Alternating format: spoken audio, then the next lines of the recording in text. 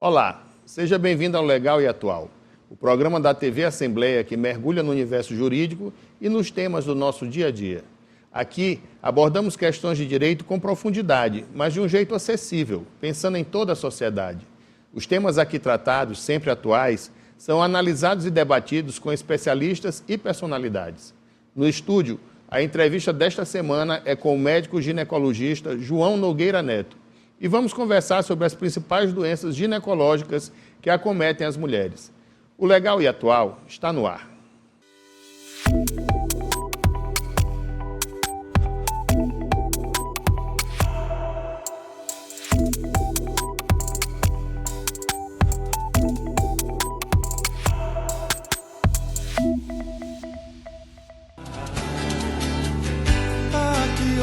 Horizonte belo de se refletir. Outro dia me disseram que o amor nasceu aqui, saiu de trás do sol, com um jeito de guri, tanto novo como leve.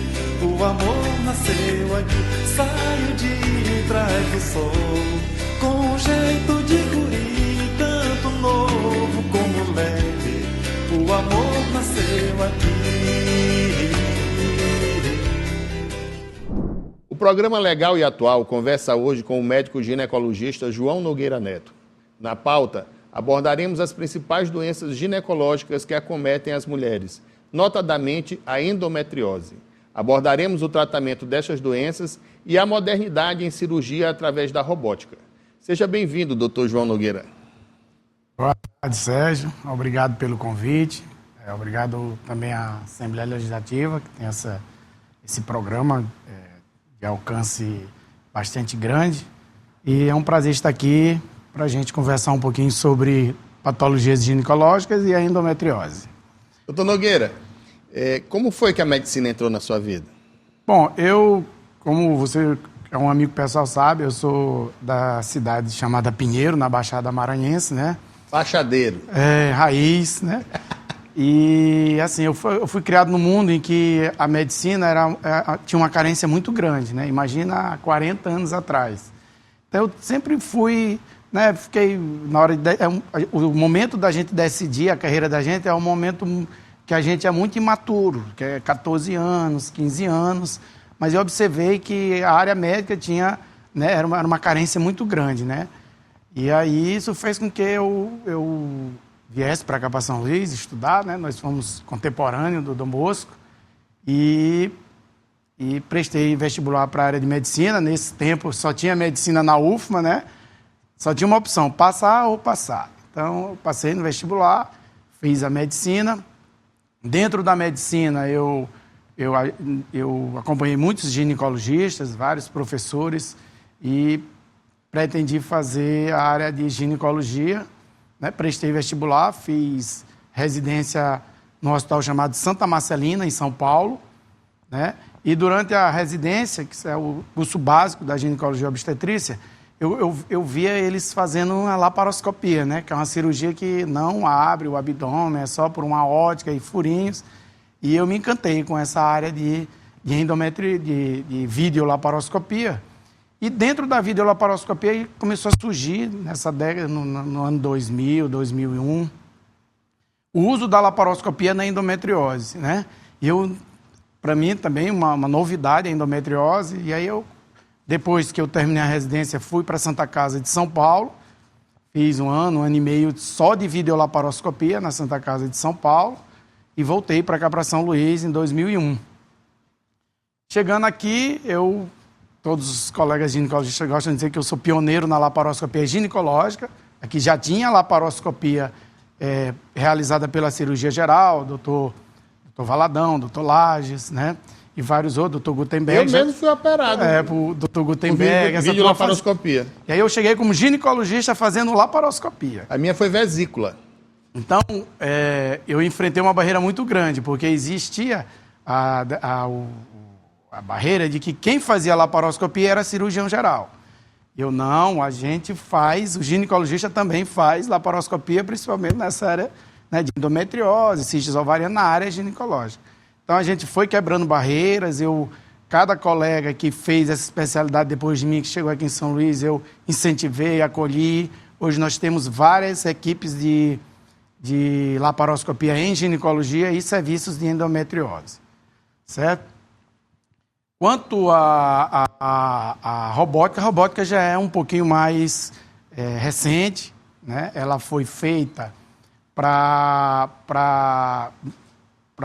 os soldados americanos que fossem feridos em uma guerra, né, serem operados com um cirurgião lá dos Estados Unidos e via satélite o robô ser comandado pelo cirurgião lá nos Estados Unidos operar no Vietnã, onde os Estados Unidos faziam guerra. Então a ideia era essa.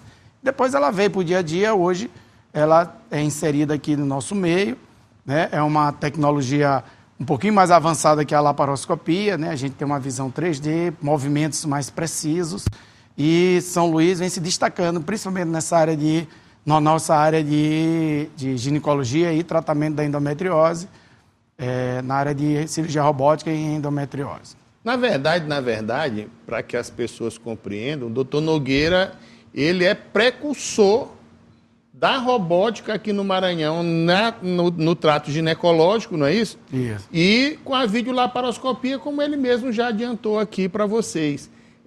Essa modernidade que veio pelas mãos dele, pelo Baixadeiro de Pinheiro, né, tem modificado substancialmente a vida de muitas mulheres no Maranhão.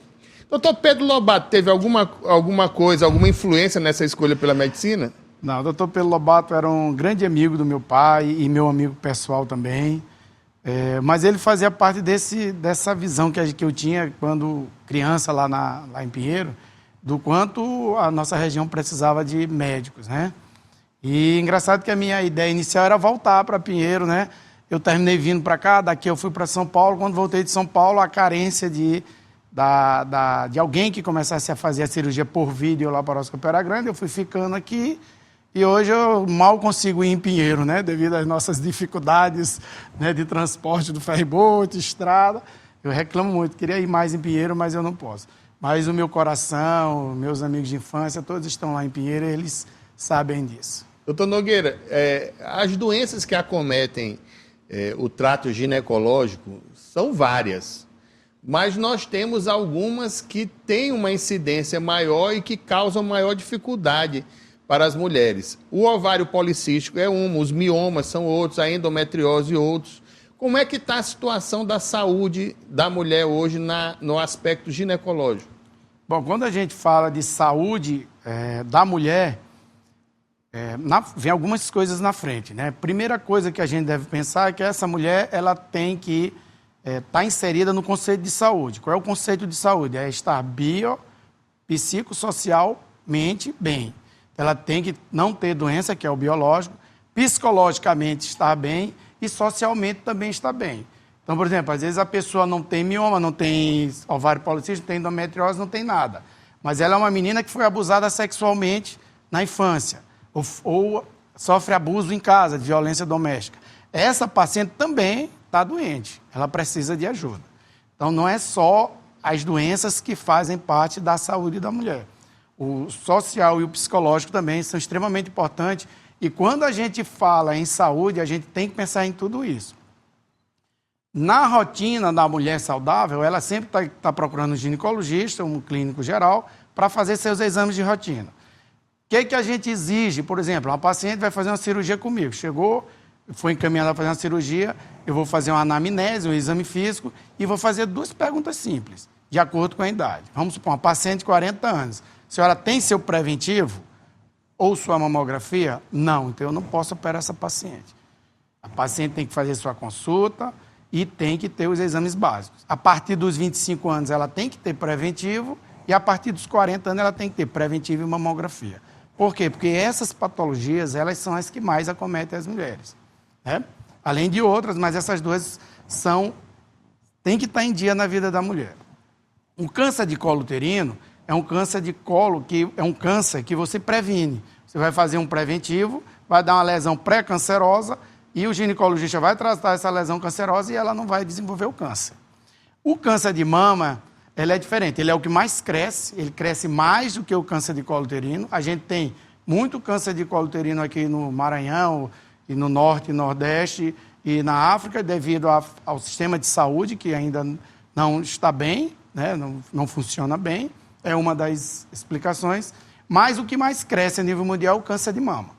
Então, é importante que a paciente, a partir dos 25 anos, faça o preventivo e, a partir dos 40 anos, ela tenha a mamografia para a gente começar a falar em saúde, tá bom? Além da parte psicológica e social também dela. O câncer de colo de útero, ele está associado ao HPV? Isso, o câncer de colo uterino, ele é muito relacionado com o HPV, e aí a gente tem que falar muito com as pacientes, quando se fala em saúde da mulher, na prevenção desse HPV. Como ele é transmitido? Sexualmente.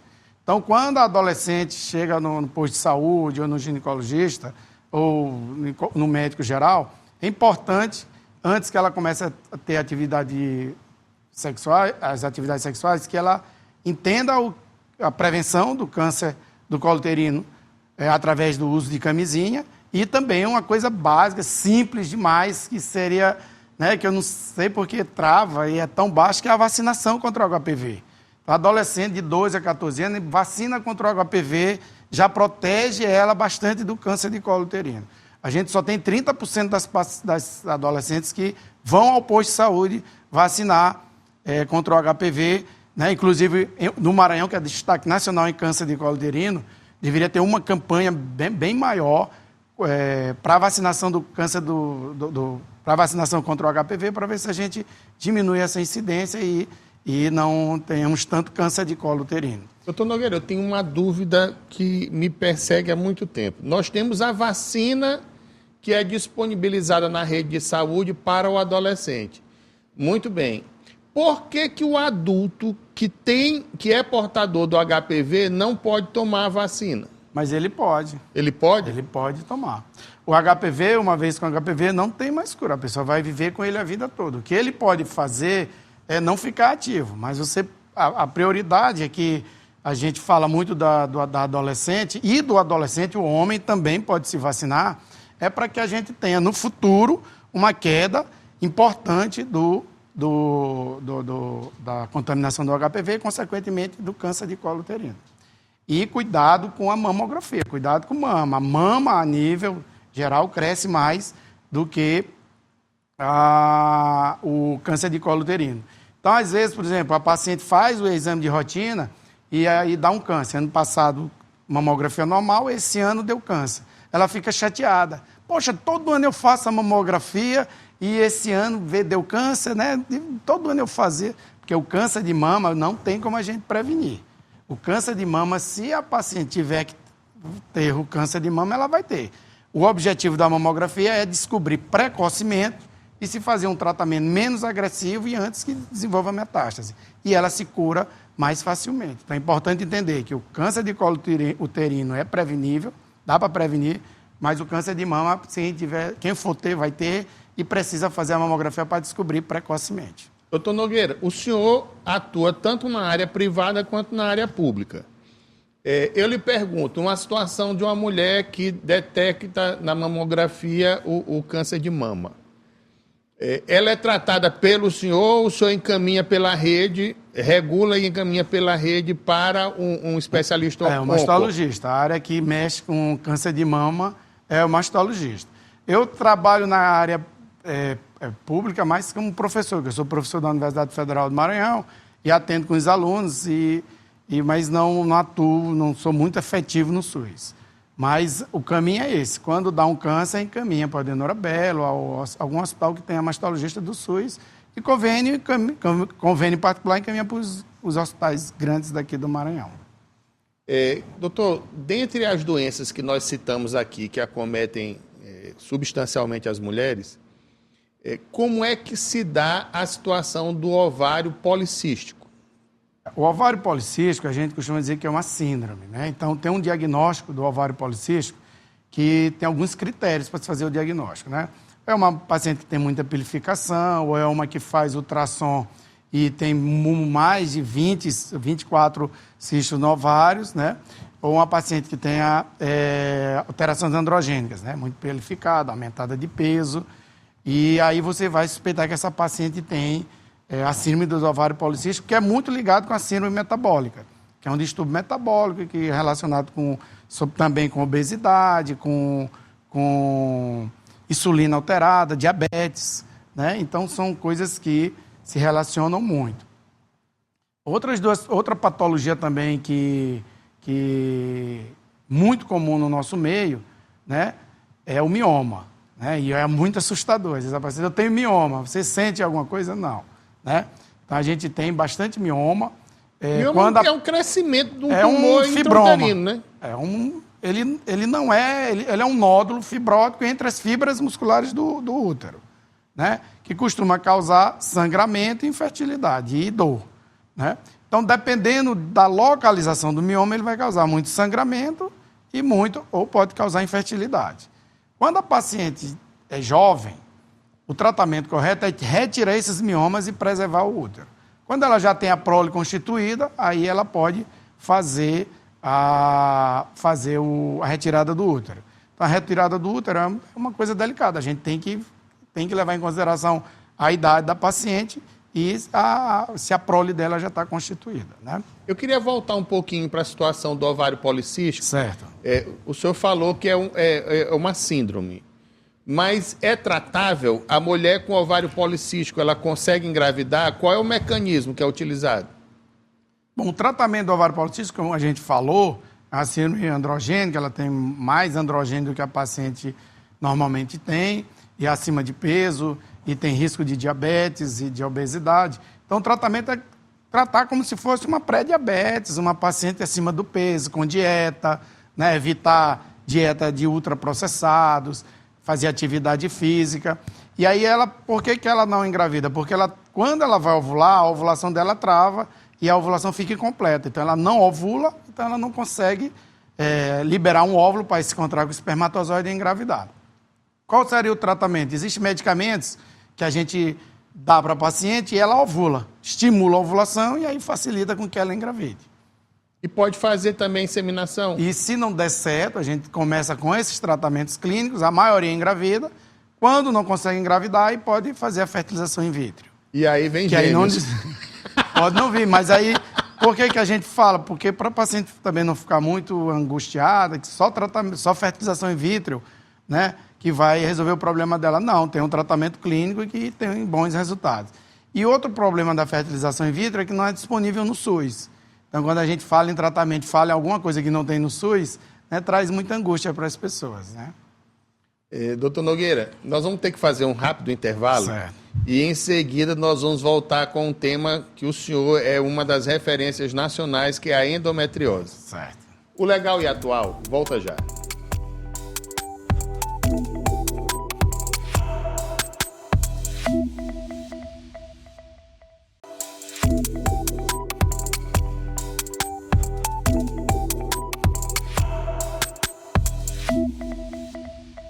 Estamos de volta com o programa Legal e Atual na TV Assembleia. E o nosso convidado de hoje é o doutor João Nogueira Neto, médico ginecologista. Doutor João Nogueira, Pinheiro tem duas referências nacionais. Uma que é membro da Academia Brasileira de Letras, que é o presidente José Sarney, e Vossa Excelência, que é uma das maiores autoridades do país em endometriose. Explique para os nossos telespectadores em que consiste a endometriose. Bom, a endometriose é uma patologia pélvica, né, da região geralmente pélvica, pode ter em outros locais, mas é basicamente pélvica, que o tecido que sai na menstruação, o endométrio, é um tecido parecido com ele, se desenvolve fora do útero, no peritônio, nas trompas, ovário, e às vezes em locais à distância, como o diafragma, o pulmão e até raramente no cérebro. E toda vez que a mulher vai menstruar, esse tecido atípico que cresceu nesse local indevido, inflama e leva a paciente a ter muita cólica menstrual. Basicamente, ela é relacionada com dor e infertilidade, né? A incidência da endometriose é em torno de 20% a 30%. Então, vamos dizer que a população do Maranhão ainda é 6 milhões ou já está em 7? Não sei. Mas mais ou menos, um pouco mais de 6 milhões, né, de habitantes. Então, vamos dizer que a metade são mulheres, que são mais. Então, 6 milhões. Né, 10% dá 300 mil mulheres com endometriose. Né, é um número significativo. Significativo. Então, a gente fala de laparoscopia, de robótica, nesse meio de convênio particular, e vamos pensar na população em geral, né? Aonde tratar endometriose no Maranhão, né? Então, em 2010, a gente fundou o primeiro centro de diagnóstico e tratamento de endometriose no Maranhão, que é no materno infantil. Eu, como professor da Universidade Federal do Maranhão, e aí, devido à necessidade, não tinha nenhum ponto de referência aqui no Maranhão, a gente conseguiu, e hoje lá, o materno infantil é um dos locais de referência para tratamento de endometriose, tem laparoscopia, tem médicos especialistas, e a gente consegue absorver uma boa parte desses pacientes, mas ainda é muito pouco, né? É interessante falar, inclusive, num programa desse, se fala da Assembleia, né, que algumas deputadas e alguns deputados, né, alcançam essa informação de que é muito pouco que se faz a nível estadual para tratamento da população em geral da endometriose. A gente tem no materno, tinha no Carlos Macieira, mas não está mais tendo, falta de contrato, um colega nosso fazia lá, mas encerrou. E em Imperatriz, alguns colegas fazem, desculpa eu ver o nome aqui do hospital, né, que faz lá em Imperatriz, só para ficar aqui mais registrado, e alguém de Imperatriz assistiu o programa, pode procurar o Hospital Macro-Regional Ruth Noleto, né? Tem um ex-aluno meu que fez também vídeo, já foi um dos nossos orientados que se empolgou também com a laparoscopia, ele é vereador nesse ramo, e é uma das pessoas que fazem lá, além de outros colegas. A gente fica feliz que Imperatriz já tenha um ponto de referência, a gente tem aqui em São Luís, mas a nível de saúde pública ainda é muito pouco, e é um tema interessante para as mulheres da Assembleia Legislativa e os deputados mais sensíveis nessa causa da endometriose também lutarem por isso. A endometriose, ela tem essa clínica. A mulher, ela no período menstrual sente muita cólica, né? E essa cólica pode ser leve, moderada ou intensa, né? É esperado que ela tenha uma cólica leve. E aí essa paciente, quando tem uma dor moderada ou intensa, aí nos procura o médico no posto de saúde. E esse seria o momento, na adolescência, o momento certo de começar o tratamento. Então, a clínica dela é dor e futuramente infertilidade. Então, a gente orienta os colegas médicos em geral que quando recebam essas pacientes, comecem o tratamento. Qual é o tratamento? Bloquear a menstruação. E aí vem o dilema, mas menstruar não é natural? Né? Não é normal? Menstruar é normal. Mas a mulher passou por mudanças, né, durante essas últimas décadas, né, e até secular, de que ela diminuiu a gestação, né? Hoje a mulher tem um filho, 2 ou nenhum. Então, se a gente tem um livro chamado Mulher de 30, de Balzac, e que a mulher com 30 anos, ela tinha 15 filhos, 16 filhos, e quem já leu o livro vai ver que o marido dela já não dá mais valor para ela, porque ela tem 30 anos. A mulher de 30 anos já era uma mulher que... Daí imagina, o termo balzaquiana. Então, essa mulher que vivia grávida, ela menstruava muito pouco, porque ela passava 9 meses grávida, 6 amamentando, né, 1 ano e meio, 6 meses que ela menstruava, o marido já engravidava de novo, e ela já tinha de novo 9 meses grávida, 6 meses amamentando. Renovava o ciclo. Então elas tinham 15, só nossas tataravós, né, se for ver a história da família da gente, são mulheres de antiga viviam grávidas. Como é a mulher de hoje em dia? É uma mulher que vive menstruando. É o contrário da mulher que vivia como vivia antigamente, né? Então, toda vez que a mulher menstrua, ela tem esse processo inflamatório da menstruação, parte desse sangue que sai pela vagina reflui pela trompa e cai na cavidade pélvica. Esse sangue caindo na cavidade pélvica não tem para onde sair. Ela vai ter que absorver todo esse resíduo. Não é muito, é pouco, a maioria sai pela vagina, mas um resíduo vai pela trompa e reflui dentro da cavidade. E aquilo todo mês, meses e anos, né? Esse refluxo menstrual que cai pela trompa é considerada a principal hipótese que leva ao desenvolvimento da endometriose. Não é aceita totalmente, mas fazendo essa comparação da mulher que não menstruava e vivia grávida de antigamente e a mulher atual que chega aos 30 anos, 35 anos, está estudando, se especializando, fazendo pós-graduação, nem casou e nem quer aproveitar um pouco mais a vida, né? Ela vai começar a apresentar essas doenças que você citou agora há pouco, endometriose, mioma com mais frequência, e aí vai levar um pouquinho mais, empurrar um pouquinho mais a gestação para frente, e aí quando elas, uma parte, não todas, claro, que vão querer engravidar com 40, 42 anos, aí muito provavelmente muitas delas já têm miomas, né, e endometriose, e faz com que a gente tenha hoje uma grande população de pacientes inférteis, né, e além disso sofrer com as dores dos miomas e da endometriose. Então, essa paciente que vai na adolescência, sente dor e a gente começa o tratamento empírico, é muito importante porque esse tratamento hormonal que vai bloquear o ciclo menstrual simula a gravidez. Porque ela para de menstruar sem estar grávida, porque ela não tem condições, né, de você ter 15, 20 filhos hoje em dia, mas o que a gente sugere é que as mães, as tias, os familiares aceitem esse tratamento da adolescente usar o anticoncepcional cedo, não para ter relação ou para nada disso, mas sim para tratar a cólica menstrual da endometriose, e como você falou, para algumas pacientes é uma catástrofe, né? E não tratando, a gente aí complica um pouquinho mais, porque ela no dia da aula falta devido às intensas cólicas e a maioria delas faz um exame, não dá nada, né? E o médico geral olha o exame, não é nada, e ela continua com dor, né? E sem tratamento, e pode depois gerar uma dor que a gente chama de dor pélvica crônica, que é outra entrevista, se a gente for falar de dor pélvica crônica, que é uma dor que dura mais de 6 meses, de forma contínua. A paciente passa por um processo, né, de alteração a nível central, né? A gente chama de neuroplastia central, e aí é uma paciente que vai ter mais ansiedade, estresse, depressão, né? É uma paciente mais angustiada, ela vai ter repercussões que pode ser às vezes até ser catastrófico na vida da pessoa, né? Como a gente vê aí, infelizmente, o aumento de suicídio, né, às vezes até casamentos que rompe o casamento, se você não fizer um diagnóstico, um tratamento adequado, e o que a gente luta para que seja precoce. Como é que se dá o tratamento cirúrgico da endometriose?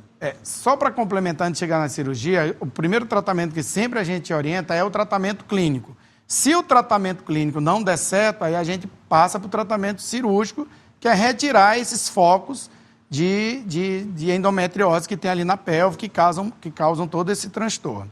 Existem 3 causas, né, e uma quarta que é meio duvidosa, que mesmo a paciente sem dor, a gente tem que operar. Que é quando tem obstrução das vias urinárias, que se ela não operar, ela vai perder o rim, obstrução do intestino, ela pode levar à obstrução do intestino, e quando a endometriose, pode ficar na dúvida se é endometriose ou câncer, aí tem que operar também. E também quando a endometriose atinge o apêndice. Há uma linha de raciocínio aí de alguns pesquisadores que acham que a endometriose no apêndice leva a maior risco de ter câncer gástrico, intestinal.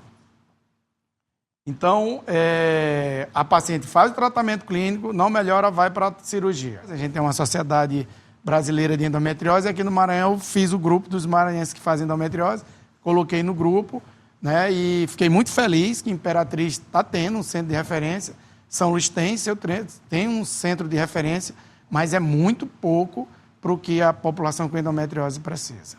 E como é que se dá a cirurgia propriamente dita de endometriose? A cirurgia da endometriose, basicamente, é você retirar todos os focos, né, possíveis para que a paciente fique sem esses focos e eles parem de reativar quando ela for tentar menstruar para engravidar, né? Se ela não quiser engravidar, a gente tem tanto medo da endometriose para ela não voltar, que mesmo depois da cirurgia a gente orienta que elas continuem usando um anticoncepcional para bloquear a menstruação, para não incentivar que a doença volte. Mas a cirurgia basicamente é isso, é retirar todos os focos. Se for no intestino, tirar o pedaço do intestino, se for no ureter, tirar o pedaço do ureter, né? No útero, que a gente chama de adenomiose, é quando a endometriose invade o útero, é adenomiose, Se ela ainda não teve, entra na mesma teoria do mioma, se ela ainda não teve filhos, a gente deixa o útero, mas orienta, ó, tem essa doencinha, vamos bloquear a menstruação, quando você quiser engravidar, a gente libera para menstruar para engravidar. Se ela já tem todos os seus filhos, e pode se incentivar o tratamento clínico, mas devido às vezes à idade, que o uso de hormônio a partir dos 45 anos, 50 anos, é um pouquinho mais complicado, pode chegar ao tratamento de ter que retirar o útero para tratar quando é no útero.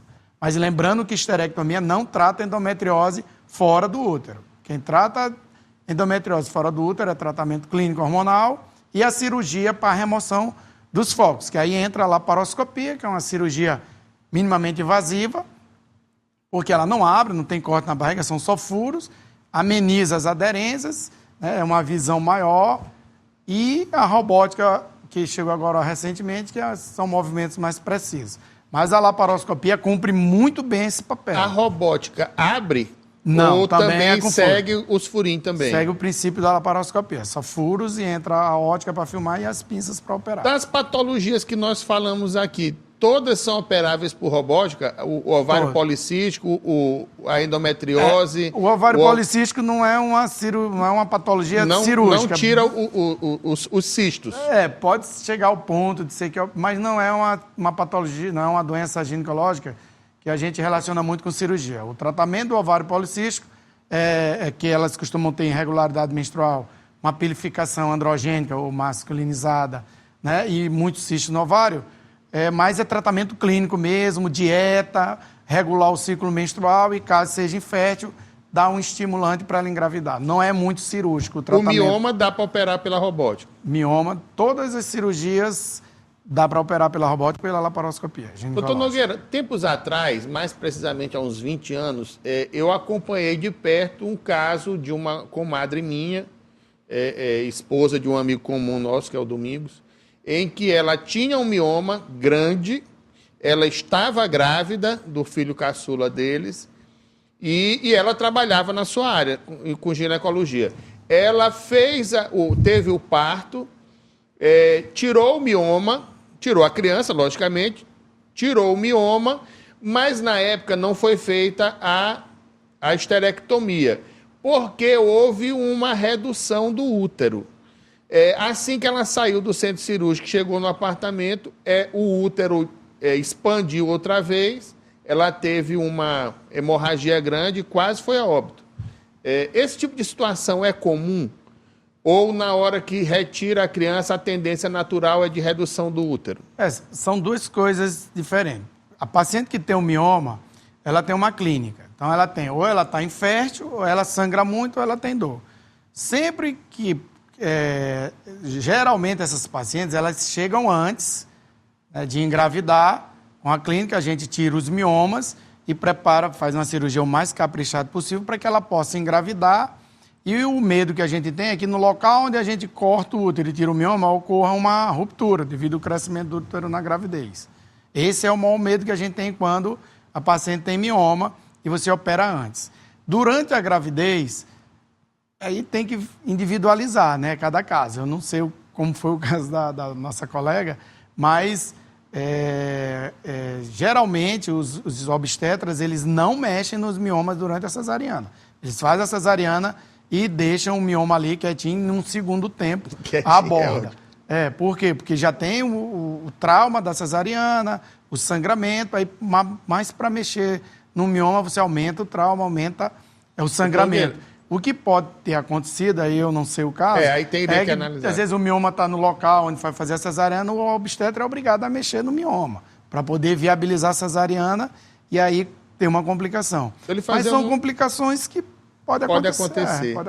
Uma última pergunta. Aquela situação da mulher que não consegue segurar a criança, que dizem que tem que costurar o útero, como é que funciona isso? A incompetência rígito cervical. É quando o colo ele é muito aberto e aí quando a gravidez cresce, aí o colo já está aberto, aí facilita com que ela tenha um parto prematuro ou um aborto. Na verdade, é um parto prematuro que ela tem, né? O colo não segura a gravidez, porque ele já é um pouco incompetente, e aí, assim que o bebê começa a crescer, a paciente entra em trabalho de parto.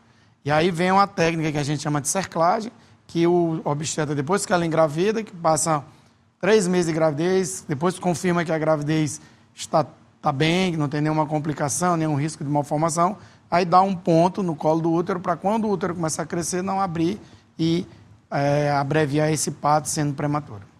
Doutor Nogueira, eu queria muito lhe agradecer pela presença, acho que foi extremamente esclarecedor o nosso bate-papo. O senhor viu que nós tratamos aqui de questões extremamente atuais e eu queria abrir esse espaço para as suas considerações finais. Bom, eu queria agradecer ao Sérgio Muniz, a toda a produção aqui, que me recebeu muito bem, aos profissionais, a Assembleia Legislativa. É muito bom a gente falar desses problemas, né? Há 20 anos atrás, eu cheguei aqui divulgando a endometriose, consegui divulgar, consegui que várias pessoas fizessem... Hoje existem vários especialistas em endometriose, várias pessoas fazendo a laparoscopia, a gente está consolidando a cirurgia robótica, né? E hoje eu já dou palestra dizendo que nem toda dor pélvica é endometriose, né? Para lembrar também que não é só endometriose que causa dor. É bom lembrar que tem o intestino, tem a bexiga, né? Tem as causas psicossociais que eu falei para vocês, as causas de abuso sexual, abuso de violência em casa, que às vezes levam à dor também, né? É o que a gente chama, essas causas psicossociais, de dor na alma, né? Ou às vezes você faz o exame, está tudo normal, a senhora não tem nada, passa um remédio. Às vezes é por isso que é importante, antes das patologias, a gente tratar a paciente como um todo. O Legal e Atual está chegando ao fim. Espero que você tenha saído mais informado e que a cada nova conversa inspire reflexões e ações. Lembrando que toda quinta-feira, às 15h, temos um encontro marcado pela TV Assembleia, canal aberto 9.2 e também pelas nossas redes sociais. Obrigado pela sua companhia e até o próximo programa.